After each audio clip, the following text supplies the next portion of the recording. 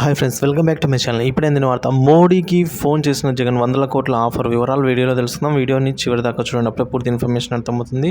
దయచేసి ఈ వీడియోకి ఒక లైక్ చేయండి. ఇక విషయానికి వచ్చినట్లయితే, ఆంధ్రప్రదేశ్ ముఖ్యమంత్రిగా నారా చంద్రబాబు నాయుడు ప్రమాణ స్వీకారం చేస్తున్న సమయంలోనే వైఎస్ఆర్ కాంగ్రెస్ పార్టీ రాజ్యసభ సభ్యులు ఢిల్లీలో మీడియా సమావేశం ఏర్పాటు చేశారండి. ఒక రకంగా ప్రత్యక్షంగా కాకపోయినా పరోక్షంగా మాత్రం తమ జోలికి రావద్దన్న సంకేతాలను బీజేపీకి పంపారు.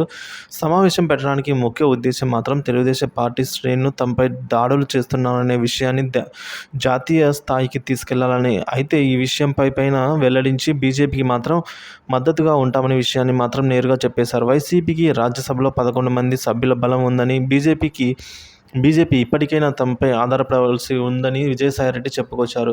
తెలుగుదేశం పార్టీ ఒక్క రాజ్యసభ సభ్యుడు కూడా లేడని, మొత్తం ఆ పార్టీకి ఉన్న ఎంపీలతో పోలిస్తే తెలుగుదేశం పార్టీలో ఒక్క ఎంపీనే ఎక్కువ అని చెప్పారు. అయితే అధికారంలో ఉన్నప్పుడు కూడా చెప్పిన విషయాలనే పదే చెప్తూ వైసీపీ రాష్ట్రానికి ఏం సాధించిందని తెలుగుదేశం పార్టీ నాయకులు నిలదీస్తున్నారు. 2014-19 సమయంలో కూడా తెలుగుదేశం పార్టీ ఎన్డీఏ కూటమిలోనే ఉన్నప్పటికీ బీజేపీతో జగన్ సన్నిహిత సంబంధాలను పెట్టుకున్నారు. ఈ సంబంధాలు కుదరడంతో విజయసాయిరెడ్డిది కీలక పాత్ర. రాష్ట్రానికి ప్రత్యేక హోదా పేరుతో ఎన్డీఏ కూటమి నుంచి బయటకు రావాలంటూ టీడీపీ పైన ఒత్తిళ్లు తెచ్చారు. అయితే అప్పటికన్నా ఇప్పుడు మరింత బలహీనంగా వైసీపీ ఉంది. ఆ పార్టీకి ఉన్న 11 మంది రాజ్యసభ సభ్యులు బీజేపీలోకి వెళ్లే అవకాశం ఉందంటూ వార్తలు వస్తున్నాయి. ఇటువంటి సమయంలో తమ మద్దతు బీజేపీకి ఉంటుందని సంకేతాలు పంపించడం జాతీయ రాజకీయ వర్గాల్లో సంచలనంగా మారింది.